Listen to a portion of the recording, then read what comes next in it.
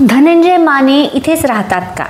आणि इस्रायलला गेलेला मित्र वारला, त्याच्याबरोबर तुम्ही दिलेले 70 रुपयेही वारले. या दोन वाक्यांनी आणि पर्यायाने अशीही बनवाबनवी चित्रपटाने पोट धरून हसवलं. अशीही बनवाबनवी हा चित्रपट मराठीतला अलौकिक असा मैलाचा दगड वगैरे नाही. फेस्टिवलसाठी बनलेला आर्ट सिनेमाही नाही.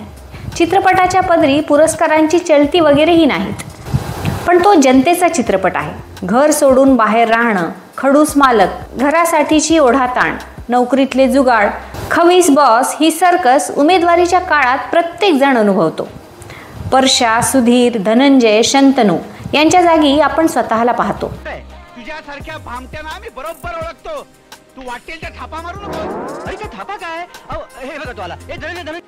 परिस्थिती ओढवल्यामुळे का होईना, पण समोरच्याचं नुकसान न करता खोटं बोलण्याची वेळ प्रत्येकावर कधी ना कधीतरी येते. आपल्याप्रमाणे जगणारी ही माणसं आहेत. आपण एकटे नाहीत हा धीर बनवाबनवी या चित्रपटाने दिला.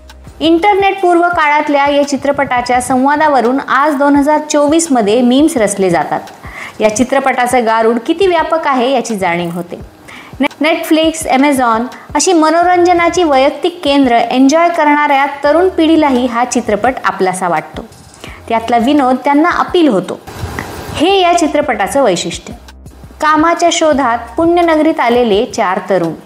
पोटाची खळगी भरण्यासाठी आधी डोक्यावर छप्पर लागतं. त्यांच्याकडे तेही धड नाही. नोकरीचा शोध सुरू आहे, पण पैसे नाहीत. हे बघा, हा जो तुमचा भाऊ इथे येऊन राहिलेला आहे ना, त्याचं दरमहा 35 रुपये भाडं तुम्हाला जास्त द्यावं लागेल. ही खोली मी फक्त तुम्हाला.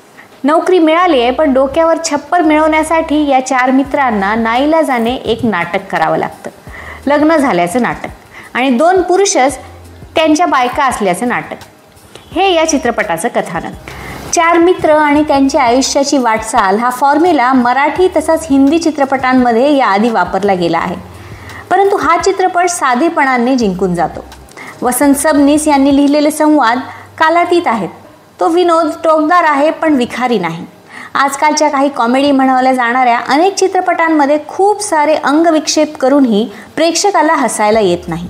पण बनवाबनवी पाहताना आपण खुर्चीतून पडू की काय असे अनेकदा वाटतं. निखळ हसणं किती आवश्यक आहे याची हा चित्रपट वारंवार जाणीव करून देतो. या बायका जन्मभर साड्या कशा नेसत असतील ना रे? अरे बायकांचा जन्म नको रे बाबा. अरे काय झालं? मी काढू नको का? आतमध्ये टोचायला लागला आणि पटकन कुणीतरी आत आलं म्हणजे मग. अशोक सराफ, लक्ष्मीकांत बेर्डे, सचिन पिळगावकर, सुधीर जोशी, अश्विनी भावे, निवेदिता जोशी, प्रिया बेर्डे, सुप्रिया पिळगावकर अशी एकापेक्षा एक कलाकारांची फौज या चित्रपटात आहे.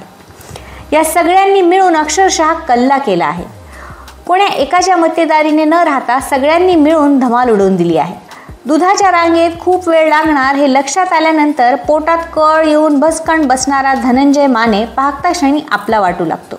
त्याच्या हातात एक माणूस बाटली देऊन तो माणूस म्हणतो, काही काळजी करू नका, मी रिकामटेकडाच आहे. इतकं खरं वाक्य आपल्या चित्रपटांमध्ये नसतं.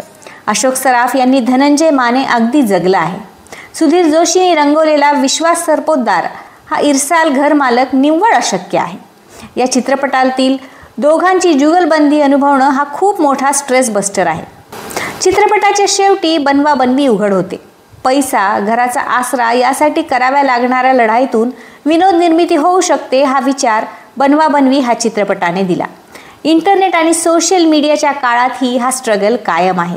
तो पार करताना अनेकांची तिशी उलटते. मात्र अशी ही बनवाबनवी हा चित्रपट तिशीत ही संदर्भासह चिरतरुण आणि खणखणीत आहे.